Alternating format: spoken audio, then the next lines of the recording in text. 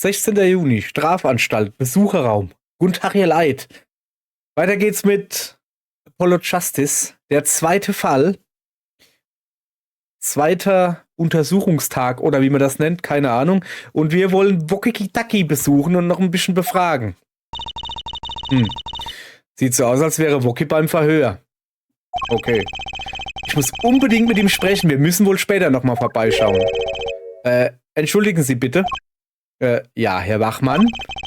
Der andere Verdächtige ist mit seinem Verhör fertig. Sie meinen den Höschenjäger? Wesley Stickler. Der wurde also auch verhaftet? In Ordnung, dann unterhalten wir uns mal mit Herrn Stickler. Das werde ich noch bereuen. Er ist ein wertvoller Zeuge. Einen gewissen Wert hat er, das muss ich zugeben.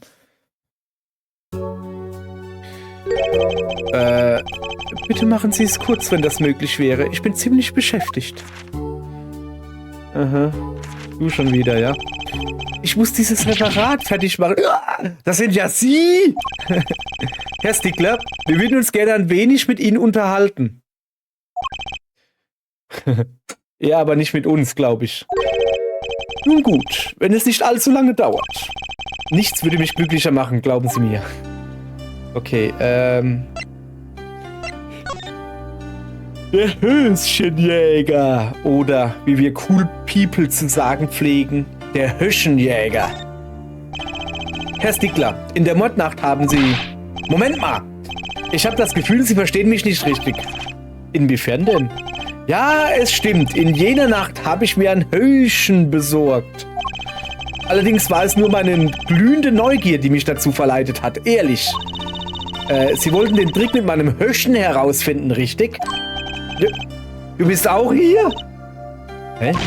Oh, große Juicy, bring es mir bei. Hä? Ich muss das Geheimnis deines Höschens in Erfahrung bringen.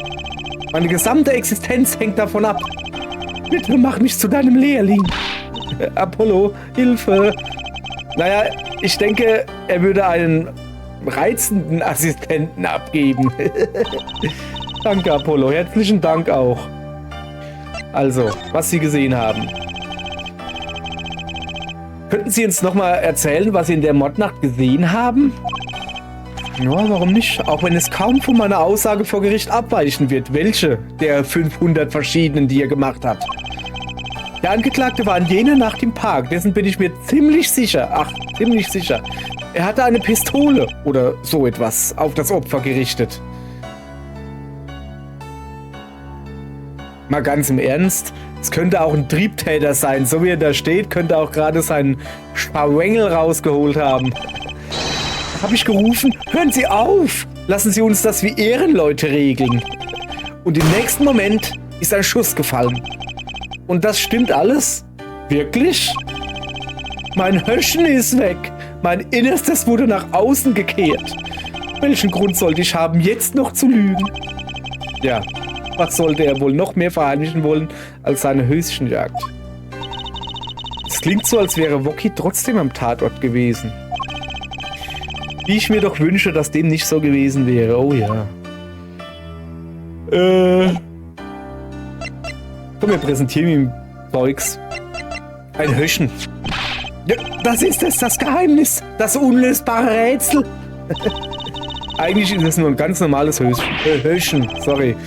Aber was? Wie ist das möglich? Dazu ist nur etwas Übung notwendig. Sonst nichts. Dann musst du es mir beibringen. Unbedingt. Einen Stift, ein Aufgabenheft, ein Radiergummi und ein Pausenbrot aus einem Höschen hervorzuholen? Unvorstellbar. Mein Leben wäre perfekt. Er meint das tatsächlich ernst, oder? So. Schön, dann ignorieren Sie meine Beweise eben. Macht mir doch nichts aus. Was er wohl denkt, aber andererseits möchte ich das lieber nicht wissen.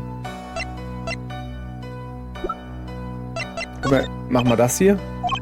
Okay, das ist ihm auch egal. Die Waffe vielleicht? Auch nicht. Wir müssen halt mal alles probieren. Der Nudelstand ist ihm auch egal. Autopsiebericht wüsste ich auch nicht, was er will. Wir probieren halt einfach auch ein Messer. Ja, okay, ist ihm auch egal. Ich glaube, er reagiert wirklich nur auf das Höschen. Ein Nudelding? Ja, auch nicht. Autospiegel. Mal eine Anwaltsmarke? Naja, okay, komm. Ist gut. Ich glaube, wir sind hier fertig. Also das Zimmer muss ich jetzt halt nicht untersuchen. Das sparen wir uns jetzt mal. Wir bewegen uns mal. Wo gehen wir denn eigentlich hin? Ich kann mit Schusi reden. Komm, wir reden ein bisschen mit Schusi. Wenn alles stimmt, was dieser Höschenjäger gesagt hat, dann versetzt das Woki nicht unbedingt in die beste Lage. Er war am Tatort, das steht schon mal fest. Muss es doch noch einen anderen Aspekt geben. Nun, dann lass uns endlich ermitteln. Besser jetzt als nie. Okay, hast du irgendwelche Spuren? Also, Hinweise oder so? Moment mal. Shazam! Alakazam! Oh, Beweise kommen aus dem Nichts herbeigeflogen. Tara, das war's. Nicht schlecht, hä? Ja, nicht schlecht, aber was... Ja. Nix. Komm, wir präsentieren hier auch mal irgendwas. Zum Beispiel ein Höschen. Ist mein Höschen nicht toll? Vor Gericht war es ein echter Hammer. Es war auf jeden Fall der absolute Hit des Tages. Definitiv, aber das... Ja.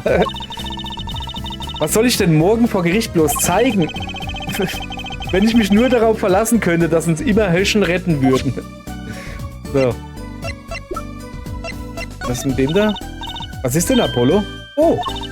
Möchtest du einen Zaubertrick sehen? Okay, sieh zu, wie ich dieses Beweisstück verschwinden lasse. Für alle Zeiten. Ja, nee, okay. Okay, das ist auch... Komm, ich sag mal, sie ist auch fertig mit uns. Wir gehen mal... Jetzt habe ich es nochmal ausgewählt. Wir gehen mal zu Elduns Haus. Mal gucken, was er zu sagen hat. Mit dem haben wir schon lange nicht mehr geredet, ne? 16. Juni, Elduns Haus. Hey, da ist Herr Eldun. Hallo, Herr Eldun. Alles in Ordnung? So, ihr habt also meinen Stand gefunden. Deshalb bin ich hier, um euch zu danken. Ah. Aber jetzt ist es ein Tatort und sie geben ihn mir nicht wieder zurück. Deshalb bin ich hier. Es gibt keinen Ort, wo ich sonst hin kann. Also, in dein Haus. Ist doch gut. Ah, verstehe. Wie kann ein Nudelstand ein Tatort sein? Das verstehe ich einfach nicht, Juicy Püppchen. Da lässt er die Nudel hängen. Sogar im Tode noch will er mir an den Kragen, das schwöre ich dir. Bah. Nicht mal richtige Nudeln kann ich kochen. Wer war das, sein Vater oder was? Er? Sogar im Tode? Meinen Sie etwa das Opfer, Dr. Meraktis? Genau den. Was? Okay, jetzt wird's interessant. Es reicht aus, um einen Mann so weit zu bringen, seine Suppe noch kräftiger zu salzen. Ich sollte seine Nudeln besser nicht essen, wenn er schlechte Laune hat. Okay. Also erstmal der Nudelstand, ne? Dieser Stand. Über viele Generationen haben die Elduns hier beste Nudeln serviert. Eine Tradition aus Nudeln und Salzbrühe. Es ist mehr als nur ein Stand, es ist ein Stück Geschichte. Pass auf, was du sagst, es könnte wahr werden. Das ist eine großartige Geschichte, Herr Eldun. Ein Stand, der von einer Generation zur nächsten weitergegeben wird. Mal ganz ehrlich, ich hatte eigentlich ganz andere Pläne. Das ist richtig, Sie haben davon erzählt. Sie hatten sich gegen Ihren Alten gestellt, nicht wahr? Gutes Gedächtnis, Juicy Püppchen. Ja, ich war damals ein Draufgänger. Bis sich mein Freund von nebenan einmischte. Am Ende blieb mir nur noch dieser alte, staubige Stand zum Leben. Herr Eldun, ich möchte nicht neugierig sein. Aber was genau haben Sie gemacht, bevor Sie Koch geworden sind? Ach, man sollte alte Nudeln ruhen lassen, das ist mein Motto. Ich glaube, ich weiß trotzdem langsam, was er war. Arachirurg? Keine Ahnung. Er hat mich meiner Träume beraubt und mir blieb nichts als Nudeln. Und jetzt habe ich nicht mal mehr die. Ach, Lädele. Okay, Meraktis Klinik. Herr Eldun, darf ich Sie etwas fragen? Die Frage lautet bestimmt, war der Herr Meraktis sein alter Freund? Was genau ist eigentlich zwischen Ihnen und der Meraktis Klinik vorgefallen? Hä? Ich habe unweigerlich eine gewisse Feindschaft bemerkt. Feindschaft? Ich hasse ihn. Gehasst. Er tat immer so, als duftete er nach Rosen, wenn er im Dreck steckte. Hä? Wie bitte? Er ist der einzige Arzt in dieser Klinik. Ziemlich beeindruckend, nicht? Sein Erfolgsgeheimnis? Die Banden, die Gangs. Sie meinen die Familie Kitaki? Die haben immer einen ihrer Revierkämpfe oder was weiß ich. Immer ein paar Verletzungen zu behandeln. Meraktis widerte also ein gutes Geschäft. Er machte der Familie Kitaki ein gutes Angebot. Ein Angebot? Jede 5. Operation kostenlos. Er klaute die Idee von meinem Alten. Sein Motto, eine Schale Nudeln gratis pro Woche. Ja, die Woche hat doch aber mehr Tage wie 5. Aber das ist eine Arbeitswoche. Kann ein Arzt sowas einfach tun? Und was ist mit den Versicherungen? Oh, es ist natürlich illegal, aber er machte sich damit bei der Familie beliebt. Schon bald machte er das ganze Geschäft der Stadt. Und ich blieb hier im Dunkeln. Bis zum Hals in schlapprigen Nudeln. Ich glaube, ich weiß jetzt über Herrn Elduns ehemalige Beschäftigung Bescheid. Fragen kostet nichts, Apollo. Ja, komm. Herr Eldun? Oder sollte ich sagen, Dr. Eldun? Ich's mir doch. Sie wissen Bescheid, nicht wahr? Das ist richtig. Ich war Arzt, Chirurg. Oh Mann, bin ich gut. Bis vorletztes Jahr. Herr Meraktis war also Ihr Konkurrent? Sie kennen doch die Zwiebeln, die immer in der Suppenbrühe schwimmen? Ja. Ja, ich denke, ich weiß, was Sie meinen. Sie nehmen einen Löffel voll Brühe, trinken davon, diese Zwiebeln trinken Sie mit. Für diejenigen, die es mögen, ist das okay. Für diejenigen, die es hassen... Ich hasse Zwiebeln. Ich hasse sie. Sie schlüpfen immer seitlich rein, vermiesen den guten Geschmack der Brühe. Nun, so war er. Eine Zwiebel. Hab ihn immer Zwiebelbubi genannt. Also, sie waren nicht die dicksten Freunde? Ich und Paul Meraktis. Seit der Vorschule haben wir uns in den Haaren gelegen. Egal, was ich getan habe, er hat es immer nachgemacht. Nur machte er es dann besser als ich und ließ mich einfach links liegen. Verstehe. Stimmt. Wissen Sie, ich war Chirurg, schon lange bevor ihm. Dann kam dieser nichtsnutzige Zwiebelbubi daher. Nun, Schusi, es sieht so aus, als hätten wir einen neuen Verdächtigen gefunden. Das kann nicht sein. Hoppala. Das kann nicht sein. Dank ihm musste ich mein Skalpell gegen eine Schöpfkelle tauschen, aber sowas von verdächtig, Junge. Tut mir leid, Junge. Wollte es nicht mit dem Geschwätz eines Alten belasten. Nö, ist schon okay.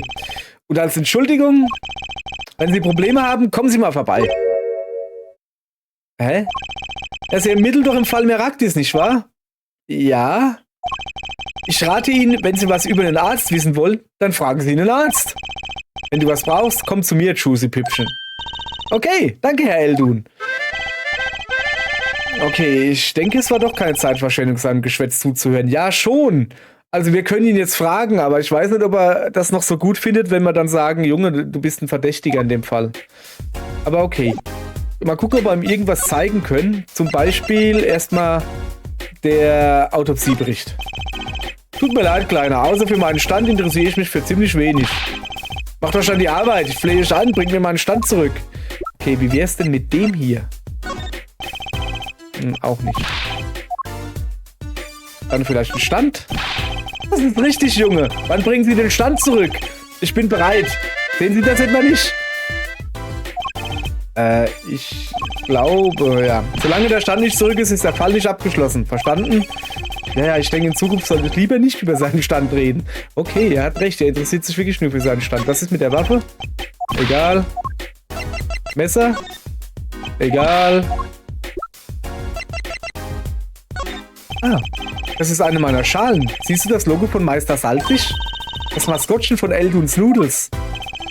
Man kommt zum Stand, setzt sich hin, nimmt einen tiefen Schluck aus der Schale und wenn man den Boden sieht, guckt man genau wie Meister Saltfisch. Genial, oder? Finiertes Konzept. Es ist ein schlechter Arbeitsmann, der nicht von Handwerk reden kann. Ah, ich kenne nur Augenmaß und Handgewicht, verlässt den guten Bäcker nicht. Aha, verstanden, Herr Eldun. Schusi hat offensichtlich was für echte Profis übrig. Ja, komm, Spiegel probieren wir noch. Ja, ist ihm auch egal. Ja, komm, lass mal gut sein. Untersuchen brauchen wir nicht. Wir bewegen uns und zwar zu... Wir sind ja... Komm, in die Garage. Was könnten wir uns denn da angucken? Keine Hinweise. Warum ist eine Katze? Hey, eine Miezekatze. Miez, Miez, komm her. Mau. Kommt nicht runter. Muss doch zugeben, dass wir schon etwas verdächtig aussehen. Ist schon gut, Miezekatze. Seine Frisur tut dir nichts. Ist schon gut, Miezekatze. Sie wird dich schon nicht in ihrem Hut verschwinden lassen oder in ihrem Höschen. Hoffe ich. So, ich glaube hier, jetzt pass auf. Kitaki-Anwesen. So, zumindest können wir Plum noch ein bisschen was befragen, denke ich mal, oder? Ah ja. 16. Juni, Kitaki-Anwesen. Hui. Herrje. Herrje, sie ist wieder da. Hey, ihr zwei, da drüben. Wir? Jo, Little Plum, was geht ab? Diese ganze Gangster-Sache nimmt eindeutig schlechten Einfluss auf Juicy. Ich habe gehört, ihr habt mein Höschen gefunden. Höschen. Nun, ich habe nur... der Mann spricht deutlich und lässt sich feiern, wenn er es verdient. Ihr habt den Dieb geschnappt, nicht wahr? Ja, tut mir leid. Ich habe ihn geschnappt. Du bist süß, wenn du nervös bist, Polly. Aha. Mit dir befasse ich mich später. Genug jetzt mit dem Höschen.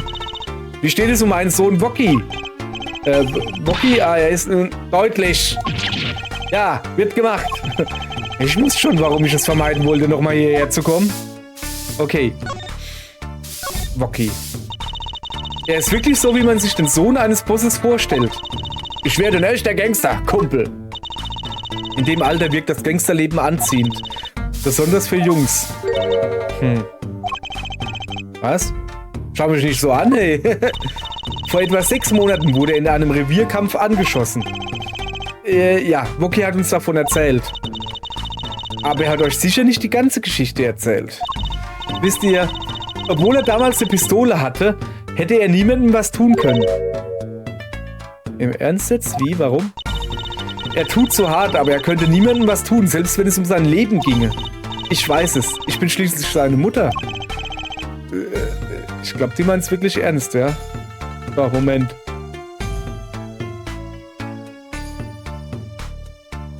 Sorry, ich bin müde. Das ist mein letztes Video für heute. Sage ich auch, mein erstes Video für heute. Trotzdem ist es das letzte. So.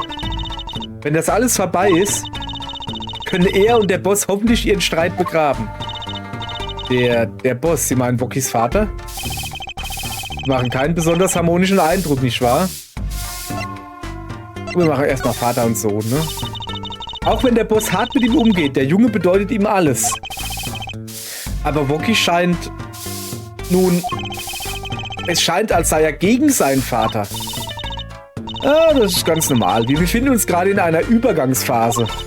Wir wollen den Weg der Schatten verlassen und uns dem ehrlichen Geschäft zuwenden.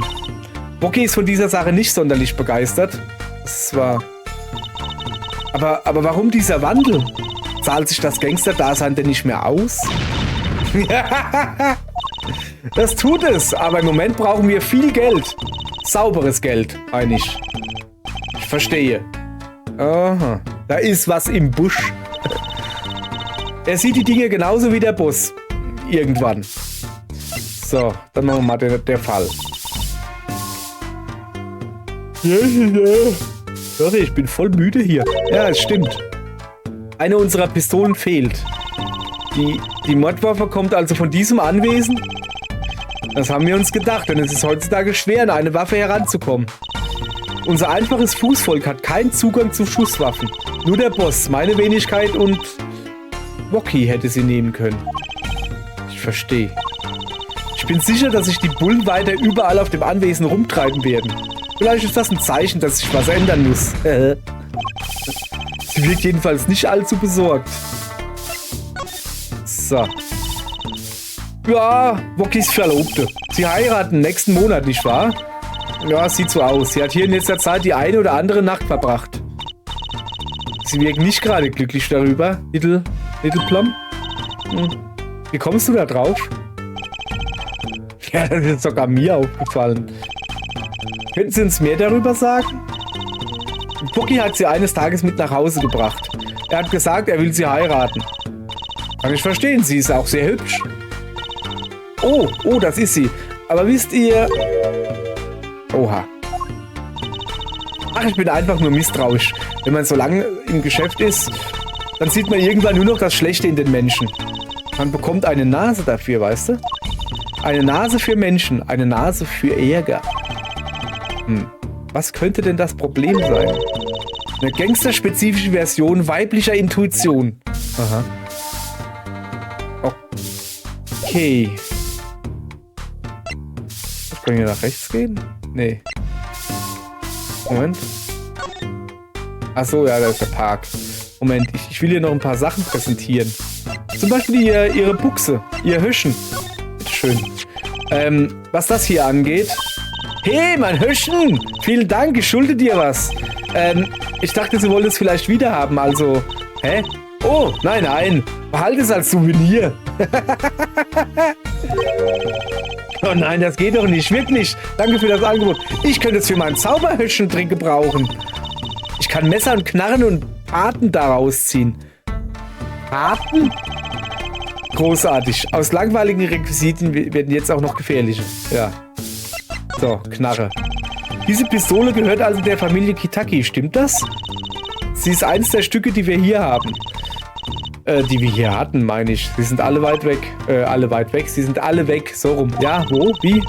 Die Polizei ist gestern hier gewesen, hat alles mitgenommen. Alles außer meinem Besen. Meinen Sie nicht, es wäre besser gewesen, den auch herzugeben? Machst du Witze? Wie soll ich denn ohne Besen kehren? So. Tut mir leid, Kleiner. Ich habe keine Ahnung, wovon du sprichst. Okay. Junge, bin ich müde, hey. Sorry, aber da müsst ihr jetzt da durch, ne?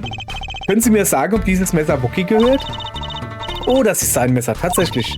Ich habe es ihm zum Geburtstag geschenkt. Wow, ein ganz schön heftiges Geschenk.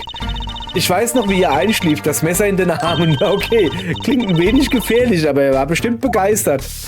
Ja. Okay, da will sie nichts drüber sagen. Das Handy hat überhaupt nichts mit ihr zu tun. Guck mal, neues Fashion. Will sie auch nicht. Nudeln? Auch nicht? Ah, das ist der Spiegel, den wir gefunden haben. Oh, Unfall mit Fahrerflucht. Schon merkwürdig, wie sich alles zusammenfügt. Du suchst einen Verkehrssünder und plötzlich bist du Wookys Anwalt. Du wirst den wahren Mörder natürlich bald finden, nicht wahr?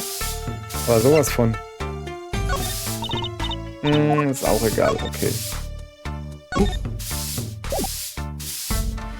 Yes, ich werde heute nicht alt, sag ich euch. Untersuchen? Ja, keine Ahnung, was soll ich denn untersuchen? Auf dem Tor sind jede Menge Farbspritzer. Das meiste ist schon getrocknet. Das wegzuputzen mit wahrlich kein Vergnügen. Ich würde... Oh, man kann hier reden mit wem? Also mit ihr. Nee, pass auf, untersuchen. Den Mülleimer hätte ich gerne. Dieser Mülleimer. Da haben wir den Spiegel gefunden. Denk doch mal nach. War da nicht noch was anderes drin? Fast ganz am Boden. Guck mal, die Farbe da. Das bedeutet, die sind nach dem Unfall hier gelandet. Vielleicht hängt das zusammen. Nehmen wir sie mit. Ja, endlich. Pantoffeln zur Gerichtsakt hinzugefügt. Sehr schön.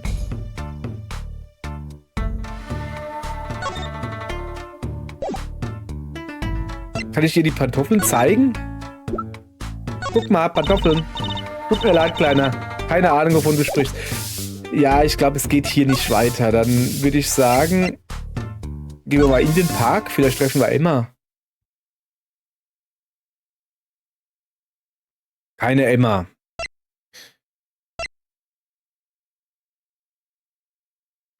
Ich weiß nicht, soll man noch irgendwie ein bisschen was untersuchen? Hier? Statt der Leiche steht hier eine Puppe, die war vorher in der Polizeiwache, glaube ich. Ihr Blick ist die ganze Zeit auf den Boden gerichtet, hat irgendwie was Trauriges. Also das ist der Mülleimer, ne? An dem Weg steht ein Mülleimer. Jetzt wissen wir, dass es Herr Stickler war, der hier Little Plums Höschen versteckt hat. Ganz genau, Juicy. Und welches Lügengespinst sich aus dieser Kleinigkeit ergeben hat. Es tut mir leid, es ist nicht einfach für einen Pfälzer, Üs zu lesen. Sag ich mal so. Der Moment ist mir immer noch genau vor Augen. Du hast die Höschen hochgehalten und aus voller Kehle Einspruch gerufen. Und dann hast du noch einen Spruch gerufen. Ich hätte eine Bitte an dich, Juicy. Nimm diese Erinnerung, schließe tief in deinem Herzen ein und sprich nie wieder davon.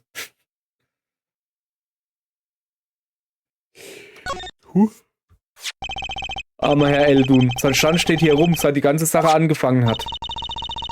Macht fast schon den Eindruck, als würde er hier hingehören. Ich finde, man sollte daraus ein Spielhaus für Kinder machen. Da hätte der Herr Eldun aber wirklich was dagegen. Definitiv. So, die Plane, die soll man nicht bewegen, hieß es. Der Boden um den Stand ist mit blauen Plastikplanen bedeckt. Mit denen soll wohl der Tatort geschützt werden.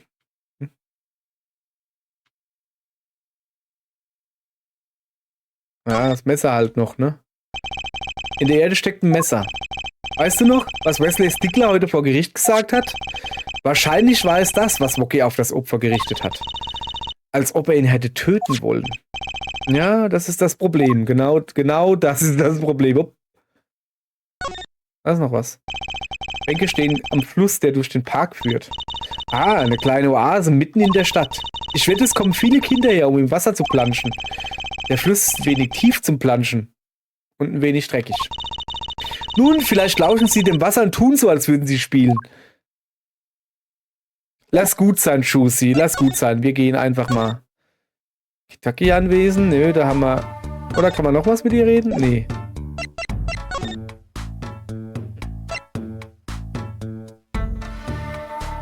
So, könnten wir noch...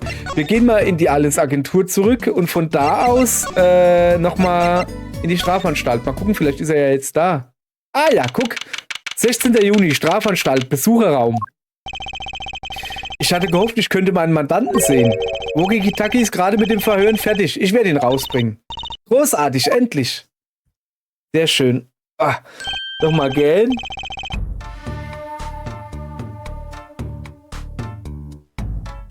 Okay, jetzt bin ich fit. Hey, was geht ab, kleine Gangsterbrut? Wie haben sie mich genannt? Mist, du bist... Sorry, Gangster, ich dachte eben, du bist Alita. Battle Angel, Alita... Angel. Alter, kleine Gangsterbrut ist schon ein seltsamer Kosename. Das ist so ein Gangsterding, das verstehst du nicht. Habe ich Gangsterbrut gesagt? Eigentlich habe ich Gangsterbraut gemeint, okay? Okay, das ergibt auch mehr Sinn. Wenn Sie das meinen, warum sagen Sie es dann nicht? Und wieso nicht einfach Mädchen? Sie ist viel mehr als das, Gangster. Sie ist wie ein Engel. Ein gefallener Engel. Sag an, was kann ich für dich tun? Sie sehen heute nicht gerade putzmunter aus, Wookie. Ich auch nicht. Machen Sie sich vielleicht Sorgen um den Zustand Ihres Herzens? Oh. Ach so, er meint wirklich das Herz. Im Sinne von, weil da doch Splitter drin sind und so. Das war die krasseste Sache überhaupt. Wir Gangster sind in einer Reihe zur Untersuchung. Besser jung sterben, als dahin sehe ich einen Kumpel. Gut, dass Sie so denken. Hä? Was ist gut? Oh, hat Ihr Vater das Ihnen nicht gesagt? Die Kugel, die so dicht neben Ihrem Herzen steckt, muss entfernt werden. Oder Sie werden sterben. Ja, und das Problem ist, dass er den Chirurg, der es machen könnte, umgebracht hat. Aber es gibt doch Herr Eldun. Könnte der vielleicht nicht das Geschäft einfach mal von Herrn Meraktis übernehmen? Okay, Mann, das will ich nicht gehört haben. Ein Mann kämpft, um das zu beschützen, was ihm lieb und teuer ist. Alles klar, Alter? Ich vermisse meinen gefallenen Engel. Hey, hol mir Alita her. Du bist doch mein Anwalt, richtig? Ja, dein Anwalt ja, dein Laufbursche? Nö. So. Reden wir mal mit dem. Also die Verlobte. Nun, ich habe gehört, dass Sie nächsten Monat heiraten wollen. Voll korrekt. Wir haben schon das Porzellan zusammengekehrt. Hä? Alita, oh mein Modepüppchen, sie ist so toll. Ich denke, er ist auf seine eigene verquere Weise ganz besessen von ihr. Ich habe mich gefragt, wie sie beide sich kennengelernt haben. Ich habe Tiala danach gefragt, aber sie hat sich unklar ausgedrückt. Hä? Nun, Mann, wenn sie es dir nicht gesagt hat, hüte ich besser meine Zunge, alles klar? Ja. Mann, was vergangen ist, ist vergangen. Sie weiß das. Wenn ich mit Alita zusammen bin... Ich denke, dass es da draußen Dinge gibt, die beschützt werden müssen, klar. Vielleicht ist er ein Alkoholiker. Ist mir gerade so eingefallen, wenn er mit Alita zusammen ist. Ja, sorry. Ich habe das Augenrollen meiner Freundin gehört. So. Und meine Alita, die gehört voll korrekt dazu. Beide wollen also ihre Vergangenheit nicht preisgeben. Okay. Fragen wir mal über die Klinik.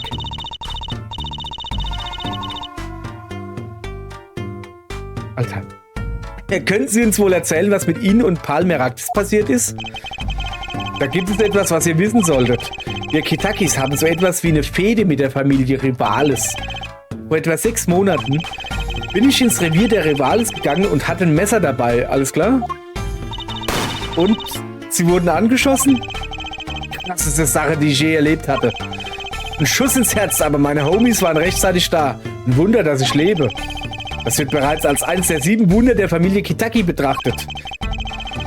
Sie wurden dann also in die Meraktis-Klinik gebracht? Ihr hättet deren Gesichter sehen sollen, als sie mich hineingekarrt haben. Man kann ja den Sohn des Bosses nicht einfach sterben lassen, weißt du? Bin ich froh, dass ich nicht in den Schuhen dieses Doktors gesteckt habe. Herr Kitaki ist schon furchterregend genug, wenn er nicht wütend ist. Ja, aber die Kugel, die sie getroffen hat, ist nie entfernt worden und bedroht immer noch sein Leben. Jener Doktor, er hat das mit Absicht gemacht. Die Rivales haben ihn dafür bezahlt, da bin ich mir sicher. Ich muss mehr über die Mordnacht erfahren, so viel steht fest. Dann fragen wir mal Zukunft. Das Leben in der Familie ist ein echtes Gangsterding. Man muss ein echter Mann sein. Alles klar, Alter? Ja, ja. Sorry, aber mit Gangsterding kenne ich mich nicht aus. Ich weiß nicht mal, was das ist. Ja, aber mein Alter wird langsam weich. Er sagt, die alten Zeiten der Gangrivalität sind vorbei. Er will nur noch Geld verdienen. Ist das denn nicht gut? Mann, Geld verdienen ist doch völlig seelenlos. Besser krass leben und früh sterben. Das ist cool. Ja. Wartet nur, bis ich den Laden übernehme. Dann weiß jeder, welche Zeit angebrochen ist. Voll korrekt. Alte Gangsterzeit für alle Zeiten. Aha. Apollo? Warum redet er immer von alten Gangstern? Ich glaube, das ist nur so eine Redensart von ihm, Juicy. Okay, jetzt müssen wir ihm aber irgendwas präsentieren.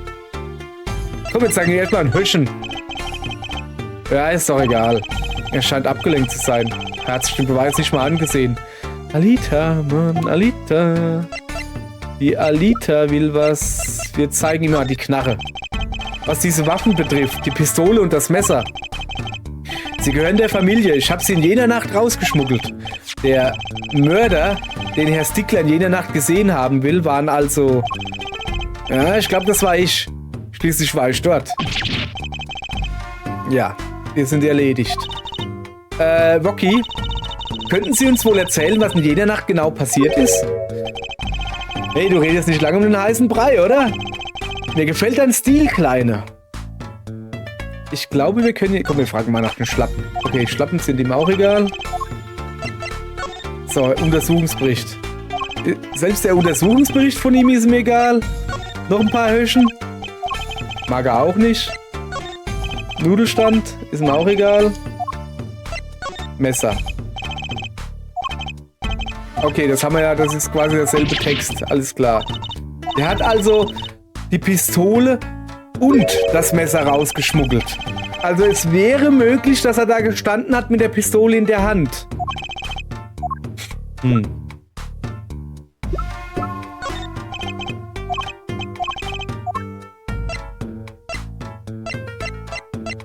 Okay, komm, wir gucken mal, ob wir noch was fragen können. Ah, die Nacht des Verbrechens. Es gibt da übrigens eine Frage, die ich Ihnen schon seit einer Weile stellen will. Und zwar, haben Sie es getan? Haben Sie ihn erschossen? Das ist eine sehr gute Frage, die man dann irgendwie mal stellen muss, ja. Weiß nicht. Wie, weiß nicht? Ja, hä? Am Tag jener Untersuchung, als ich von der Kugel in meinem Herzen erfahren habe, ich habe mir eine Waffe aus dem Familienarsenal geborgt. Dachte mir, ich verabreiche dem Doktor mal etwas von seiner eigenen üblen Medizin. Oh je, mir gefällt gar nicht, worauf das hinausläuft. Ja, aber Sie hatten doch ein Messer bei sich, oder? Ach das? Ja, also, man kann ja niemals vorsichtig genug sein, meine ich. Ich bin also auf dem Weg zur Klinik, okay? Als ich im Park unerwartet auf ihn stoße und er zieht den Nudelstand hinter sich her, Alter, was ist das mit dem Nudelstand überhaupt? Moment mal, Sie haben ihn nicht dazu gezwungen? Nun, Sie wissen schon, wie im Film. Wenn Ihnen Ihr Leben etwas bedeutet, bringen Sie den Stand mit. Kleine, du bist ja noch krasser drauf als ich. Und das will was heißen. Aber ich habe das ernst gemeint. Die Sache ist die, dass ich mich kaum daran erinnern kann, was als nächstes passiert ist. Sie erinnern sich nicht? Ja, aber so wie ich das sehe, wenn in jeder Nacht niemand sonst dort war, dann habe ich ihn wohl umgelegt. Alles klar, Alter? Gar nichts ist klar. Das ist überhaupt nicht cool, dass er sich da nicht erinnern kann. Das ist mal sowas von nicht klar. Kann ich noch... Ich schnall das nicht. Warum zieht denn der Doktor den Nudelstand? Komm, wir zeigen mal die Schlappis. Okay, es ist... hä? Ah, was ist denn da, wo die Fußabdrücke drin sind, gell? Die haben wir auch schon mal angeguckt. Jetzt komm doch. Ich frage mich, könnte das ein Abdruck sein? Warum sollte da ein Finger... Oh, ein Zehenabdruck. Gute Beobachtung, Apollo. Ich wette, wir können ihn genauso analysieren wie einen normalen Abdruck. Es könnte ein wichtiges Beweismittel sein. Oh, geil. Guck mal hier. Ah, der schnellste Daumen in ganz Rheinland-Pfalz. So.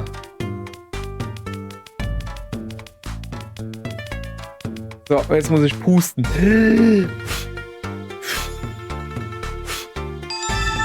Tada! Ein Zehenabdruck. Hey, es funktioniert. Das sieht aus wie ein großer Zeh vielleicht. Wow, ich fühle mich, als wäre der Fall schon gelöst. Was kam als nächstes? Wir müssen den Abdruck abgleichen, oder? Genau, auf zum Abgleich. Moment. Die Inspektorin hat uns keine Liste mit Zehenabdrücken gegeben, Apollo. Schon wieder bei Apollo. Ich bin schon im Traumland quasi. Oh, ja, guter Einwand. Vielleicht sollten wir den Rat einer Expertin einholen und sie fragen? Ja, wahrscheinlich. Bin mir nicht so sicher, dass sie als Expertin taugt. Okay. Das ist schon mal gut. Aber eigentlich wollte ich mir die Schuhe auch noch von unten angucken. Guck, da ist nämlich noch das Blatt da. Da haben wir aber auch schon geguckt, ne? Die Unterseite ist voll Farbe. Huch, was ist das für ein seltsamer Umriss bei dem Fleck? Anscheinend klebte ein Blatt in der Pantoffelsohle, als in die Farbe getreten wurde. Also ist der Umriss zurückgeblieben, als das Blatt abgefallen ist. Ja, jetzt habe ich Farbe an der Hand. Apollo. Ich habe gesehen, wie du deine Finger in meinem Umhang abwischen wolltest. Ja, okay. So. Ich würde sagen, wir bewegen uns mal Richtung Ende der Folge. Ihr Leute, sorry, heute gab es viel Text, viel Gelaber, viel Gegähne von mir. Mal gucken, ob ich morgen fitter bin, wenn ich die nächste Folge aufnehme. Aber heute war es das. Ciao mit Y.